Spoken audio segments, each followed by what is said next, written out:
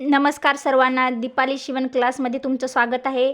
तर आपण अगोदरच्या भागामध्ये फ्रंट साईडची पेपर कटिंग बघितली होती। आता दुसऱ्या व्हिडिओमध्ये आपण बॅक साईडचे पेपर कटिंग बघणार आहोत। तर मी जे कट मारले होते ते त्या साईडपासून आपण गळ्याचं माप मोजून घेणार आहे। तर गळ्याचं माप मोजायचं आहे।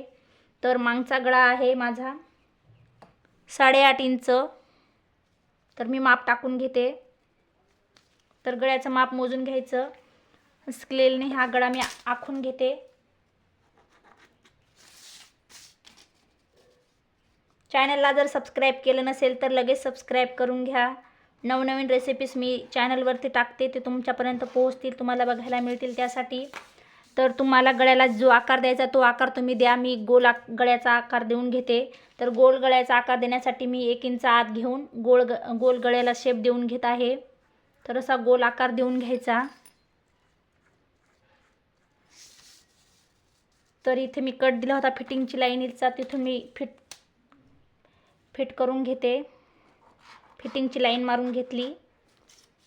तर आता कमरेचं माप टाकायचं आहे टक्सचं। तर जिथे फिटिंगच्या लाईनीपासून याचा मध्य काढायचा आहे। तर मध्य काढल्या तिथे मध्य काढायचा आणि वरती 4 इंचचा टक्स वरती आखून घ्यायचा। तर 4 इंच वरती घ्यायचं आणि टक्स आखून घ्यायचा। हे बघा, मी टक्सची लाईन आखून घेतली। या साईडला 1/2 इंच आणि या साईडला 1/2 इंच मार्जिन ठेवलं होतं, ते यासाठी ठेवलं होतं। या साईडला अर्धा घ्यायचा आणि या साईडला अर्धा, आणि याची आपण रेष मारून घ्यायची। जेव्हा हे 1/2 इंच आपण टक्स मारू तेव्हा ते माप बरोबर येतं, फिटिंगची लाईन बरोबर सरळ येते। तर मी आता हे टक्सचं माप मारून घेतलं आहे। आता मी हे बॅक गळा कापून दाखवते तुम्हाला। नेहमी कट मारत चला, म्हणजे जेव्हा आपण ब्लाऊजवरती हा पेपर ठेवून कापू तेव्हा आपल्याला मापे व्यवस्थित सापडतात आणि व्यवस्थित फिटिंग पण खूप छान बसते त्यासाठी। तर मी असा हा पेपर पॅटर्न फाडला आहे बघा, बॅक गळा। तर गोल गळा बनून तयार होईल। हे टक्स मारलं होतं तिथे पण मी कट्स मारून घेते। जेव्हा आपण शिवू ना तेव्हा या कट मारल्याचा खूप उपयोग होतो। तर मी हे कट मारून घेते। तर बघा, कटोरी वाढवण्यासाठी ही जी कटोरी कापली होती ती कटोरी आखून घ्यायची एका पेपरवरती दुसऱ्या। तर बघा, मी ही कटोरी आखून घेते।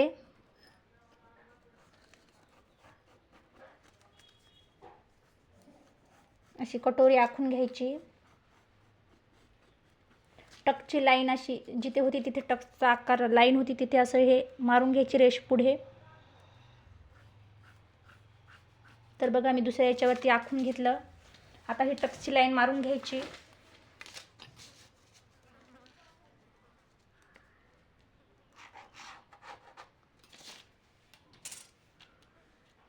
तर टक्सच्या लाईनीचा मध्य काढून घ्यायचा।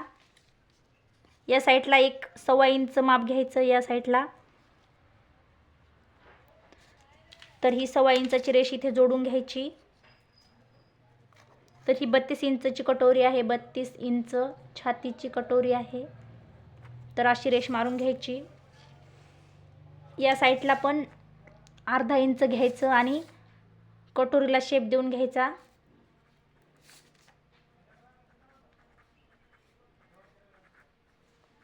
थोडंसं 1/2 इंच खाली येऊ द्यायचं। तर या रेषेचा मध्य काढून घ्यायचा। तर हे जे कटोरीचं माप आहे तो छातीचा 5वा आला पाहिजे। तर याचा मध्य काढून घेते मी।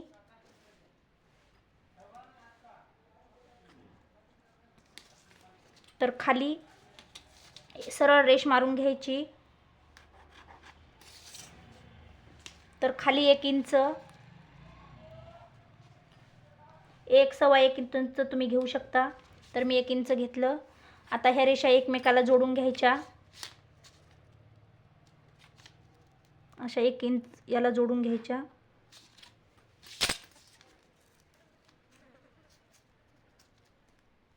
अशा जोडून घेतल्या। तर या साईडला 1.5 इंच आणि या साईडला 1.5 इंच घ्यायचं.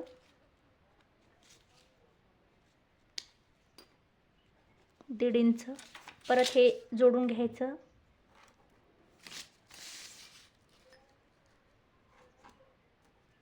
तर ही रेष मोजून घ्यायची किती भरते ते. तर ही रेष 2.5 इंच भरली आणि ही रेष किती आहे ती मोजून घ्यायची. तर ही रेष आहे 2 आणि 1 रेषा, तर ही बरोबर 2.5 इंच करून घ्यायची खाली अशी. आणि याला असं थोडं थोडं आकार देऊन असा गोल आकार देऊन घ्यायचा या कटोरीला. कटोरीला असा शेप देऊन घ्यायचा. तर बघा ही कटोरी आता तयार झाली आहे. तर मी ही कटोरी तुम्हाला कापून दाखवते. तर बघा ही 32 इंचची कटोरी तयार झाली आहे. तर ही कटोरी बघा किती मस्त अशी तयार झाली आहे. तर हे बघा असं मी तुम्हाला जोडून दाखवते.